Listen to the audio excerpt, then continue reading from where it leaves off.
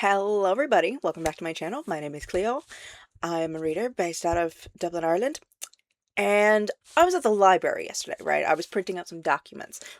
Use your local library. They're really, really worth it. They're worth the time. Make sure you go to your local library. But I was printing out some documents, and while I was there, I saw a little, like a banner stand, for the Dublin Literary Award. They had just released the long list for the award. And while I was printing out these documents, I had in my ear, I was listening to Jack Van Edwards' video going over the long list for the 2026 Women's Fiction Award. Um, and I was like, oh, I could do that. That sounds like a great idea, right? And so I snagged, I'm not sure if I was allowed to take this or not, but there were a bunch of them and they were sitting there, but I took a little brochure from the library. And this contains the long list for the award. So all of the books are here on the back. But I'm going to go over all of these and I'm going to go over who the judges are and everything like that. But yeah.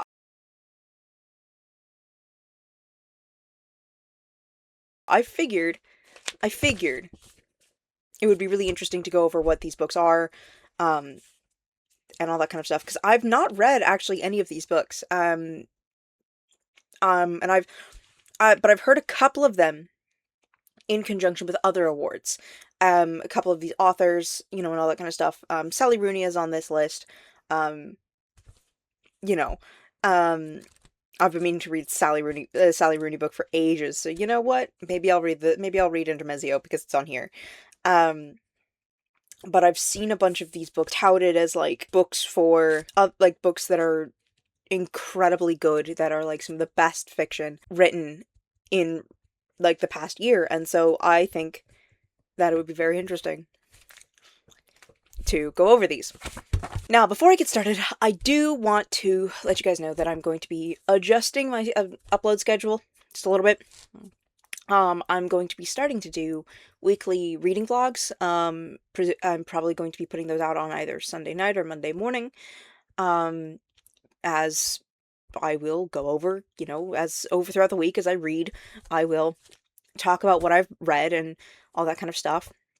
If I've written anything, if I'm listening to any audiobooks, that kind of thing. I will probably also include things like going to bookstores. It's towards the end of March, so the vlog for either next week or the week after will probably contain me talking about what I'm, like, setting up my TBR for April, all that kind of stuff. Any, like, fiber arts projects I'm working on, all that kind of stuff I will include in that, because I think that you guys will find that interesting. And if you don't tell me. I don't care. I'll be moving to uploading a video like this, a much more structured video, every Wednesday, give or take, because I will likely be filming these on the weekend, as I am currently filming this on Saturday, and then uploading them by Wednesday. If that upload schedule doesn't work for you, cool, I don't care. Watch it later. But with that out of the way, let's get into the Dublin Literary Award. First of all, I should probably tell you what the Dublin Literary Award is. There is a blurb in here. I also have their website up in case there's anything in here that is on here that is not in here. About the award. So, as per this brochure, presented annually since 1996, the Dublin Literary Award now celebrates 31 years of excellence in world literature. The leading literary prize awards €100,000 for a single work of international fiction written or translated into English.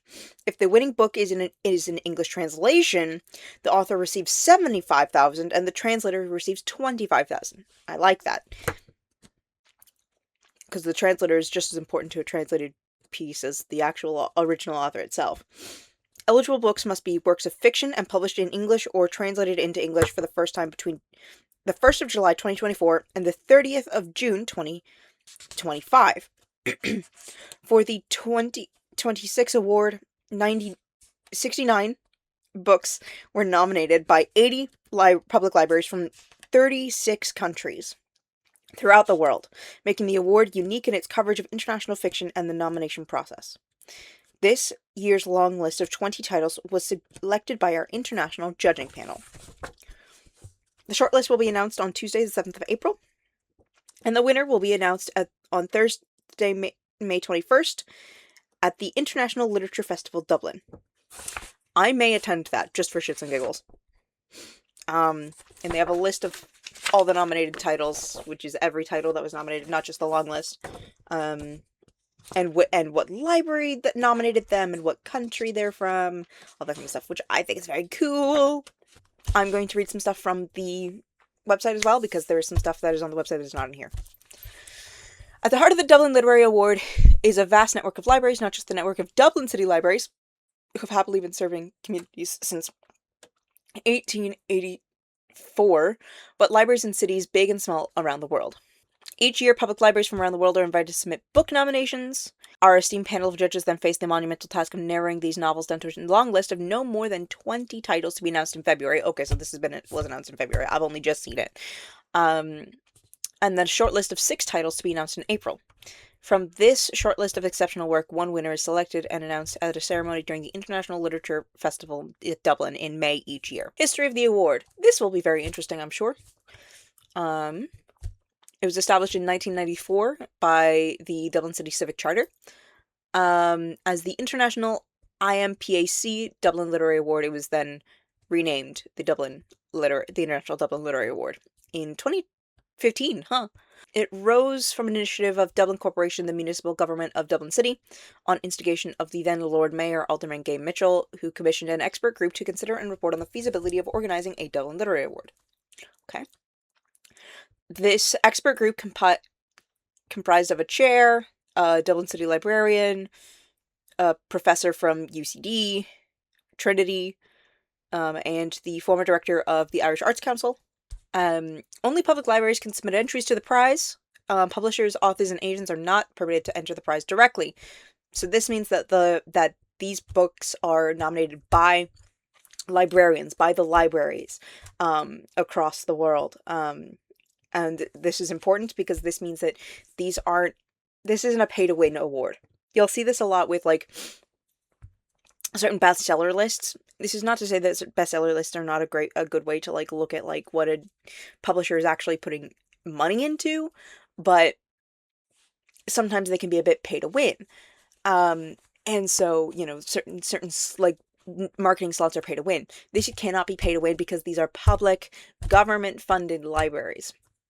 So that is important. I'm going to look at the rules and conditions for the award because I feel like this will be interesting. In order to be eligible for consideration, we've already had the date published and of publishing or translation.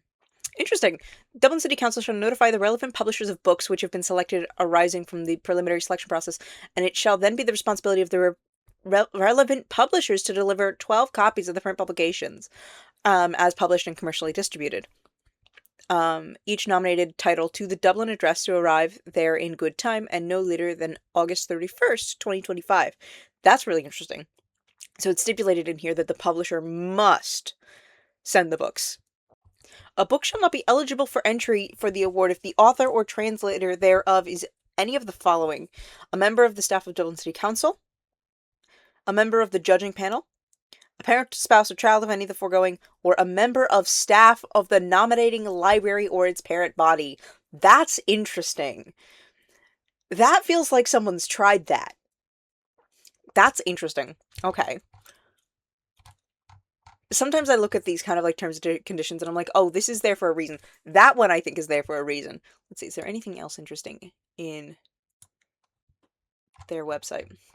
I want to see actually who won last year. So, the long list last year okay, it doesn't have the long list, but it does have the short list. So the short list last year was James by Percival Everett,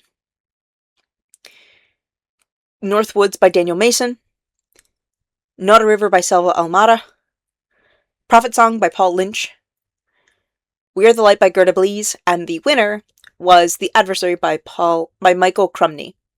Interesting. I want to see what this book... Okay. About The Adversary.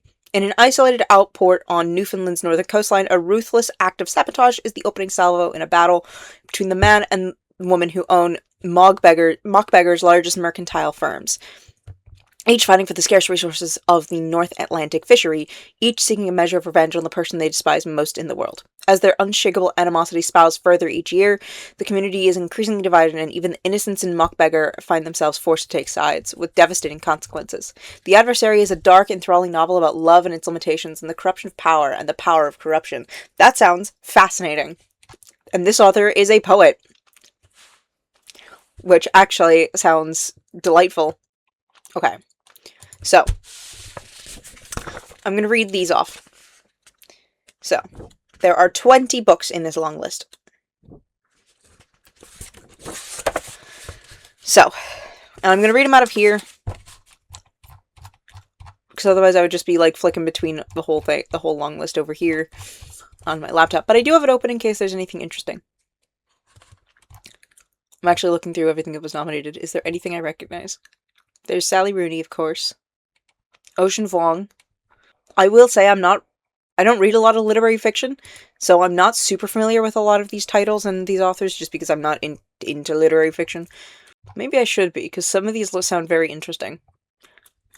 Okay, let's get into the long list. So, we're going to start with Creation Lake by Rachel Kushner, published by Simon & Schuster and nominated by the Chicago Public Library. Operating undercover in rural France, a ruthless American agent infiltrates a commune of environmental activists using seduction, deception, and surveillance tools as tools of control. As she becomes entangled with a charismatic thinker whose radical vision challenges her beliefs, certainty gives way to doubt. Told in sharp noir-inflected fragments, Creation Lake is a tense, darkly comic exploration of power, ideology, and desire. Rachel Kushner is an award-winning American writer, twice shortlisted for the Booker Prize, and a finalist for the National Book Award, acclaimed for her politically incisive, internationally celebrated fiction. This actually sounds really cool. Because someone, like, infiltrating a commune of, like, environmental activists with the power of horny sounds delightful. And also, like, the way that, like, ideology is, like, confronted and challenged is super interesting to me, because it's so hard to change people's minds, but when you get that crack in their mind, in their opinion, everything falls apart. But you have to get to that point first, and I think that would be really interesting. Next up, Endling by Maria Reva, published by Public Random House, Doubleday, and Knopf Canada, nominated by the Ottawa Public Library. Set in Ukraine, an eccentric scientist breeding rare snails, again, this sounds like a book I'm going to want to read. I do like myself some snails, crosses paths with sisters posing as members of the marriage industry to find their activist mother. As Russia invades, they embark on a wild journey with kidnapped bachelors and a last-of-its-kind snail! This darkly comic novel explores survival, love, and hope in times of encroaching darkness. Maria Reva was born in Ukraine and grew up in Canada. She holds an MFA from the Michener Center at the University of Texas. Her fiction has appeared in The Atlantic, McSweeney's, Best American Short Stories, and elsewhere, and she has won a National Magazine Award. She also works as an opera librettist. What is this? I feel like this means she's an opera singer. She writes operas. Maria Reva writes operas. Okay, so she's cool as hell. Okay, but a book about a scientist looking at snails during, like, an impending war sounds delightful. Sounds really tragic, but also snails. Snails. Also, the, like, sort of, like, mail-order bride industry as a method for finding people. That's so interesting. I've never seen that before. Okay. I'm going to have to read Endling. it sounds really cool. I'm just thinking about the fact that there's scientists working on snails. I like snails, guys. They're really fucking cute. And they're really important to the environment. They're really important to the environment. They're really cool. Ireland has a lot of snails. Snails are really important to the Irish ecosystem. Next up, Dream Count by Chimamanda Ngozi Adichie. Published by Fourth Estate and HarperCollins. Nominated by Almeida Garrett Municipal Library in Portugal. Openbaar Bibliotheek Amsterdam in the Netherlands. And Bibliotheca Alexandrina in Egypt. A searing, exquisite novel of 4 women and their loves, longings, and desires, Dream Count sees Adichie train her fierce eye on lonely travel writer Chiamaka, betrayed and broken-hearted Zikora, bold financial powerhouse Omegalore, I have dyslexia, by the way, Omelagor, and housekeeper Kairato, who faces an unthinkable hardship in a sparkling, transcendent novel that takes up the very nature of love itself. I've seen Jack Ben Edwards, like, sing this woman's praises. So, I'm hoping this is good. She is the author of the novels Purple Hibiscus, which won the Commonwealth Writers' Prize, Half of a Yellow Sun, which won the Women's Prize for Fiction, winner of Winners Award, and Americana, which won the National Book Critics Circle Award. Does she just write banger after banger? Seems so. This one doesn't have, like, a feature like the creation, like, or endling that, like, really grabs me, the way that environmental activists and snails do. But I think that this would actually probably be pretty cool to read. Especially because, like, apparently Chimamanda is an incredible author.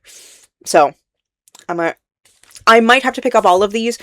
Creation Lake and Endling are 2 books I'm definitely gonna pick up, just because environmental activists and snails, which I feel is not the thing to be focusing on, but also it's got me into it, so you know what? Coming in at number 4 on the long list, we have Glyph by Ali Smith. It was published by Hamish Hamilton and Penguin Random House UK. Nominated by Katonia Josef. Oh, this is Hungarian, I can't read this, but it's a library in Hungary. Marked by an unsettling act, a ring of wet red paint encircling their home, 2 children navigate a near-future world divided into insiders and outsiders. As the state grows hostile, they search for meaning, memory, and forms of resistance that might endure. With echoes of dystopian and Kafkaesque traditions, Glyph is a luminous, urgent novel about language, power, and how we are shaped or erased by the stories we inherit. That sounds interesting. It also sounds very sad. Ali Smith is one of the UK's most acclaimed contemporary writers, 4 times shortlisted for the Booker Prize and winner of the Goldsmiths, Orwell, Costa, and Women's Prizes. Holy shit. Celebrated for her formally inventive and politically resonant fiction. I feel like this is going to be very sad. I also feel like it'll be very interesting. It could be a bit on the nose. 5th on the list is Good Girl by Aria Aber, published by Bloomsbury UK and Hogarth Press in the USA. Nominated by the Cleveland Public Library. Immersed in Berlin's underground club scene, 19-year-old Neela searches for belonging, freedom, and an artistic voice amid techno, drugs, and restless nights. Born in Germany to Afghan parents, she's pulled into a seductive but controlling relationship with an older American writer as racial tensions rise around her. Good Girl is a powerful coming-of-age novel about identity, desire, and choosing who to become. I feel like if I read this, it would be very upsetting to me. I feel like it's very good. I feel like it would also be very upsetting to me, which obviously books like this are meant to be upsetting. I don't know if I could handle it, though, is the problem. Like, I don't know if I could handle that kind of upset. But it sounds very interesting. Aria Aber is an award-winning poet and writer. Her debut poetry collection, Heart Damage, won the Prairie Schooner Book Prize, and Good Girl, her first novel, was shortlisted for the Women's Prize for Fiction 2025. Interesting. So this is not the first time this book has been on a award list. That's pretty good. Next up, we have Intermezzo by Sally Rooney. Published by Faber, Farrar, Strauss and Giro in the US. Nominated by Redbridge Central Library and Liverpool Libraries and Information Service in the United Kingdom. In the aftermath of their father's death, two brothers find themselves adrift in very different ways. Peter, a successful Dublin lawyer, struggles with desire, grief, and intimacy, while Ivan, a young competitive chess player, enters an intense and unexpected relationship. Moving between despair and possibility, Intermezzo is a tender and incisive novel about love, loss, and how much a single life can hold without breaking.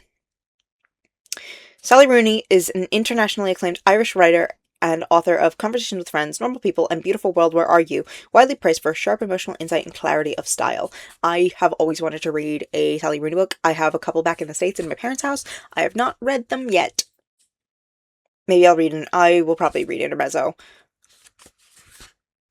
I feel obligated to, as an Irish reader, I feel obligated to read Sally Rooney at least once. I feel like I'm required to. We have In Late Summer by Magdalena Blasevic. It's a Croatian name, and I have no idea if this was Polish, I could guess, but this is not Polish. But she's a Croatian author. It is being translated by Angelica Raguz, published by Linden Editions, and nominated by the University Library of Bern in Switzerland. Seen through the voice of a 14-year-old girl killed during the August 1993 massacre in Bosnia, a peaceful village is torn apart as war erupts and ordinary lives are swept away. Rooted in lived experience, In Late Summer is a poetic and haunting novel that captures rural life, family bonds, and the quiet devastation of civil war with restraint, precision, and deep emotional power. Magdalena is a writer from Bosnia and Herzegovina whose award-winning short fiction has been widely translated. In Late Summer, her debut novel won the 2022 and 2023 T-Portal Award for Best Croatian Novel. Angelica Raguz teaches English literature at the University of Mostar and has translated extensively from Bosnian and Croatian into English. Interesting. Literature teacher. Cool. Next up we have Live Fast by Bridget Girard, translated from French by Corey Stockwell. This was published by Echo and HarperCollins publishers. And it was nominated by the Bibliothèque Municipale de Lyon in France. Recounting the moments before a fatal motorcycle accident, one woman retraces the fragile chain of choices that led to the death of her partner, Claude, at 41. Each chapter asks, what if, revisiting memories from childhood in wartime Algeria to a shared life near Lyon. Structured with mounting tension, Live Fast is a devastating meditation on chance, grief, and love. Bridget Girard is an award-winning French writer and the author of 14 books. Live Fast won the 2022 Prix Goncourt and was a major bestseller in France. Corey Stockwell is a translator and academic based in Minneapolis, whose work includes translations of Marinette Navarro and the correspondence of Albert Camus and Maria Casares. Interesting. So he's an academic guy. Ooh. So this is a very Irish name. Oh, exciting. I love an Irish author. Ordinary Saints by Niamh Ní Mhaoileann, published by Manila Press, nominated by Libraries NI in Northern Ireland, UK. Anyway, give us our counties back. Living in London and estranged from her past, Jay tries to move forward after leaving a devout Irish upbringing behind. When she learns her beloved brother, who died in a tragic accident, may be declared a Catholic saint, she is forced to confront family, grief, and memory. Ordinary Saints is a powerful debut about grief, belief, and who gets to shape stories we live by. Niamh Ní Mhaoileann is an Irish writer based in Edinburgh. She won the PFD Queer Fiction Prize in 2022, and Ordinary Saints is her debut novel. I want to read Ordinary Saints. That sounds really cool. I like the idea that, just saints still popping up, because technically that's the thing that can still happen. Niamh Ní Mhaoileann. Okay, Ordinary Saints. I will have to read that. That sounds very good. Also, I'm realizing that Ní Mhaoileann is how I wanted to say her surname. I just doubted myself very hard. Because again, I didn't grow up learning Irish. I learned by reading road signs as a child. So, my Irish is a bit shit. Better than most people who just scraped their ordinary level Irish leaving cert grade, but I'm not a Gaeilgeoir, we'll put it that way. Next up, we have Perspectives by Laurent Binet, translated from the French by Sam Taylor, published by Harville Vintage, Penguin Random House UK. Nominated by the Bibliothèques Municipales de Genève in Switzerland. In Geneva. Cool. On New Year's Day in 1557, Florence is thrown into turmoil when a painter is found murdered beneath the frescoes he devoted his life to completing. A scandalous hidden painting and a web of political intrigue draw the art historian Giorgio Vasari into the investigation, as letters circulate between powerful figures including a Maria and Catherine de' Medici. Ooh. Perspectives is a gripping historical mystery told through competing voices where art, power, and truth collide.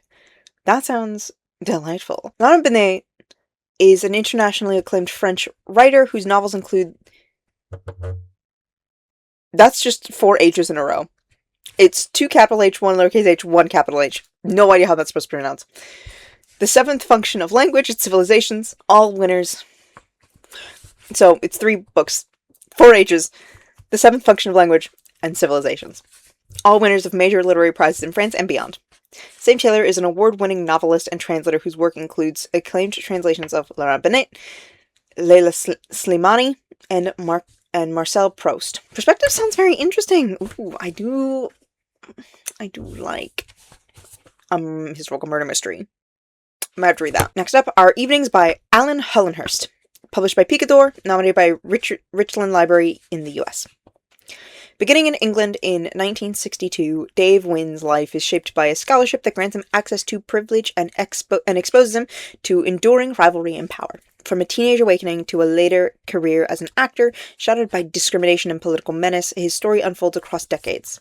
Our Evenings is a searching portrait of modern England and its tensions around class, race, and sexuality. Alan Hollenhurst is one of Britain's most celebrated novelists and the author of multiple award-winning books, including The Line of Beauty, which won the Man Booker Prize. The Antidote by Karen Russell, published by Chateau and Windus and Vintage UK Knopf US. Nominated by the Iowa City Public Library and the New Hampshire State Public Library. On the Dust Bowl Plains, the Antidote of Uz is a prairie witch who stores people's memories inside herself, offering relief from grief and loss. When a devastating storm erases every memory she holds, she must hide the truth to survive. The Antidote is a bold, haunting novel about collective forgetting, national myth, and what it means to remember in times of crisis. This sounds really interesting. My mom is from the Dust Bowl area. She's from the Midwest. I've spent a lot of time out there. This sounds very interesting. Karen Russell is an award-winning American writer and the author of Swamplandia! Oh! Okay, I do know who she is. And Vampires in the Lemon Grove. I haven't read either of these books, but I do know them. A MacArthur and Guggenheim Fellow, she is widely celebrated for imaginative and socially urgent fiction. Okay. Putting that on the TBR, that sounds fascinating.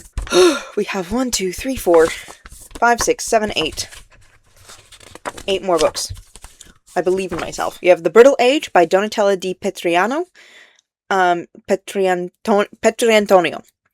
Translated from the Italian by Anne Goldstein. One of my roommates is Italian. I'm going to have to see if she knows this book. Published by Europa Editions UK Limited and Europa Editions US.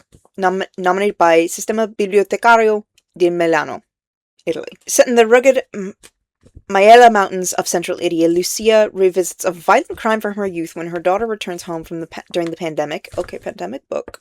Stirring long-buried memories and grief. As past and present intertwine, mother and daughter confront the trauma shaped by place and history. The Brittle Age is a powerful novel of resilience, memory, and the lasting imprint of violence on families and communities. Ooh, that sounds interesting. This sounds like it's a book about violence against women, which I always find interesting. I'm actually, once I'm done filming this, I'm going to be finishing up editing a video, which is going to be already on my channel by now, by the time you see this, which is about true crime, and I specifically talk about violence against women in that, so go watch that video if you haven't already. Donatella Di Petriantonio is an Italian writer whose novels have won major literary prizes, including the Campiello and the 2024 Strega Prize for The Brittle Age. Anne Goldstein is an acclaimed translator best known for translating Elena Ferrante's novels into English. Ooh, Elena Ferrante's novels in English, and a recipient of the Pan Renato Poggioli Translation Award. We have The Echoes by Evie Wilde, published by Vintage, Penguin Random House, nominated by the Bruges Public Library in Belgium. After his sudden death, Max finds himself lingering as a ghost, watching the life he shared with Hannah unfold without him. As grief, memory, and long-buried secrets surface, both the living and the dead are forced to reckon with what was unseen. Tender and unsettling, The Echoes is a moving novel about love, loss, and the stories we tell ourselves to survive. E.B. Wild is an award-winning author whose work has received major literary prizes and international acclaim. She is a fellow of the Royal Society of Literature and a former Granta Best of Young British Novelists. That sounds fucking tragic. We have The Creation of Half-Broken People. On that title alone, I love it already. By Sifi Gloria Ndlovu. This is a Zimbabwean name. I have no idea if I've said that right. I'm so sorry. Published by Picador Africa, House of Anansi Press. Nominated by the City of Cape Town Library and Information Services in South Africa. Moving across a century of colonial domination, an unnamed narrator reimagines lives shaped by conquest, captivity, and stigma. Told from the perspectives of those marked as mentally ill or racially other, the novel exposes how power deforms both the oppressed and the oppressor. With compassion, magic, and menace intertwined, The Creation of Half-Broken People is a haunting exploration of love, empire, and the lasting violence of history. This sounds very interesting. Civic Laureate Ndlovu is a Zimbabwean writer, scholar, and filmmaker. Ooh, I gotta see what her films are. She is the award-winning author of several acclaimed novels and a recipient of the Wyndham Campbell Prize. We have The Empire of Gladness by Ocean Vuong, published by Jonathan Cape, Vintage, Penguin Random House, UK, and Penguin Press in the USA, nominated by the Hartford Public Library in the US. I love Ocean Vuong, for the record. I think he's it. Especially when it comes to poetry. On a summer evening in a small Connecticut town, 19-year-old Hai stands on a bridge, ready to end his life when a stranger's voice calls out to him. That voice belongs to Gradzina, an elderly widow living with dementia, and their chance encounter grows into a life-altering bond. The Empire of Gladness is a tender, luminous novel about chosen family survival and the quiet ways people save one another. I literally just watched a Jack Benedict's video, where he talks about the Empire of Gladness. It sounds so good. Ocean Vuong is an award-winning poet and novelist, author of On Earth We're Briefly Gorgeous, and recipient of the MacArthur Genius Grant, the Winning Award, and the T.S. Eliot Prize. Final stretch, guys. We can make it. I can make it. The Impusium by Olga Tokarczuk. Translated from Polish by Antonia Lloyd-Jones. Published by Fitzcarraldo Editions. Nominated by Octavia Goga, Cluj County Library in Romania. Arriving at a secluded sanatorium in September 1913, a young Pole seeking treatment for tuberculosis is drawn into nightly debates, strange rituals, and mounting unease. As unsettling forces stalk the guest house and its residents, the newcomer becomes entangled in a sinister design. The Impusium is a bold reimagining of early 20th century ideas, blending horror, folklore, dark comedy, and feminist critique with dazzling narrative invention. I love Polish folklore. If you know anything about me, you know I love The Witcher, and The Witcher mostly pulls from Polish and Slavic folklore, and I think it's delightfully interesting. I also, in high school, did a project on women's healthcare and mental health in the mid-1900s in America and England. I might have to read this because this sounds actually like right up my alley in that kind of like horror-y way. Olga Tokarczuk is a Nobel Prize winning writer. Oh, she's got a Nobel Prize! Whose internationally acclaimed work includes Flights, winner of the International Booker Prize, and numerous novels translated into more than 50 languages. Antonia Lloyd-Jones is an award-winning translator of Polish literature, whose translations include several of Tokarczuk's novels, shortlisted for major international prizes. That's fascinating. I'm gonna have to put that on the list. The Rivers in the Sky by Ella Shifek, published by Viking, nominated by Biblioteca Nazionale in Napoli, and Municipal Library of Prague in Czechia. Spanning the 19th century to the present day, 3 lives unfold along the banks of the River Thames and the River Tigris, bound by love and loss, memory and erasure. As histories echo across time and place, ancient stories surface to shape modern lives. There Are Rivers in the Sky is a luminous, far-reaching novel about connection, healing, and the enduring power of storytelling. This tells me nothing about what the actual plot of the book is, besides vibes, and I like the vibes. Elif Shafik is an award-winning writer whose work has been translated in over 58 languages. Her novels have been shortlisted for major international prizes, including the Booker Prize, and are celebrated for their emotional depth and global vision. The Original Daughter by Jemima Way, published by Weidenfeld and Nicholson in the UK and Doubleday, USA. Nominated by the National Library Board in Singapore. Growing up in working-class Singapore in the late 1990s, Genevieve Yang's world shifts when a younger sister monster suddenly appears, the legacy of a long-buried family secret. Bound by love and rivalry, the sisters come of age in a society driven by ambition and relentless competition. The original Daughter is a powerful novel about sisterhood, class, and the cost of success in a rapidly changing world. Jemima Wei is a Singapore-born writer whose fiction has won major awards and fellowships. The original Daughter is her debut novel. It sounds very interesting. It also sounds very sad and upsetting. And finally, on this long list, we have What I Know About You by Eric Chakor. Translated from the French by Pablo Strauss. Published by Coach House Books and Gallic Books, Pushkin. Nominated by Biblioteca de Quebec and Toronto Public Library. Set in late 20th century Cairo, a young man's forbidden love begins to fracture the bonds of family, faith, and tradition. As long-buried secrets surface, private desire collides with social expectation, reshaping lives across generations. What I Know About You is a tender and devastating novel about love, silence, and the cost of living truthfully in a world governed by restraint. Eric Chakor was born in Montreal to Egyptian parents and lives between France and Quebec. What I Know About You is his debut novel and was nominated for the Giller Prize. Pablo Strauss is a Canadian translator whose work has been shortlisted 3 times for the Governor General's Literary Award for Translation.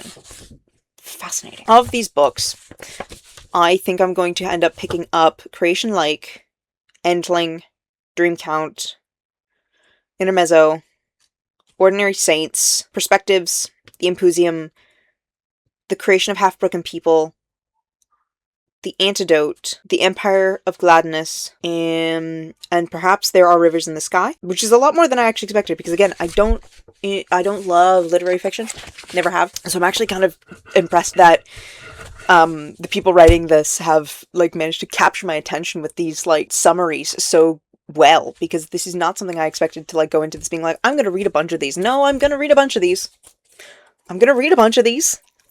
And I will definitely win whatever book wins this. I simply have to, because that'll be fascinating.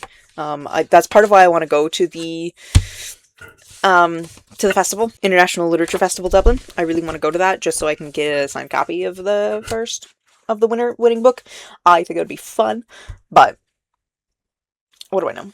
It's got stuff about the different libraries, about the various libraries that have nominated these books. They're across the globe, but I really want to talk about the judges, because the judges all seem like very interesting people. And these are the judges who made the long list, they will make the short list, and they will decide the winner. So there are 6 judges. There's Disha Bose.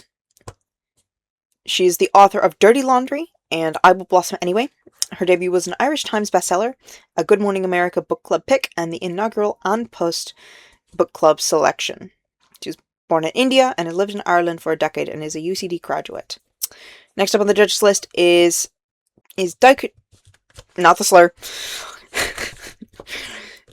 Chukwumerji. He's a Nigerian performance poet, author, and spoken word theater practitioner. That sounds like it. I love spoken word poetry. When I write poetry, it's specifically spoken word. His novel, Urichindure, won the ANA Prize for Prose Fiction in 2013. Executive Director of the Simply Poetry Foundation, he uses art to drive social change and has toured widely with his acclaimed Made in Nigeria show. We have Xiaolu Guo, who's an award-winning novelist, memoirist, and filmmaker. Her works include A Concise Chinese-English Dictionary for Lovers, I Am China, and Once Upon a Time in the East, winner of the National Book Critics Circle Award. A fellow of the Royal Society of Literature, she also directs acclaimed feature films. And then we have Clara Ministral. She's a literary translator from English to Spanish whose work spans fiction and nonfiction by writers such as Jan Carlson, Rebecca Solnit, and Louise Kennedy. Based between Madrid and Belfast, she runs Weaker Books, promoting Northern Irish literature amongst Spanish-speaking publishers and readers. That sounds like a fascinating job. We have Daniel Mullall, who is the former Irish ambassador to Malaysia, Germany, the UK, and the USA. Very accomplished guy. Now he's a Global Distinguished Professor of Irish Studies at New York University, and he's also a fellow at Cambridge and Harvard. A leading commentator on Irish literature and history, his recent books explore Yeats and Ulysses. And then we have the non-voting chair of the committee, which is Chris Morash. He is the Seamus Heaney Professor of Irish Writing at Trinity College Dublin. I have met this guy. I've met this guy at least once, because Trinity puts on a couple events relating to like literary analysis every year. I have met this dude. I've heard him talk. I realized it after I'd like looked at this the first time yesterday, and I was like, "Oh, I've seen him. I know his face. I've totally met this guy." Um, he was the vice provost.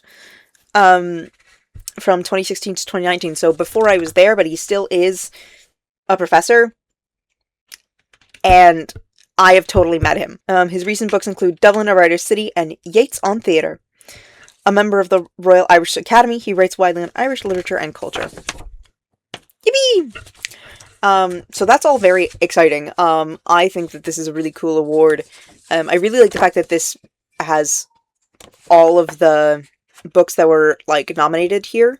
So you can go through the whole thing and, like, see all of the books that, like, different libraries thought were good enough for this award.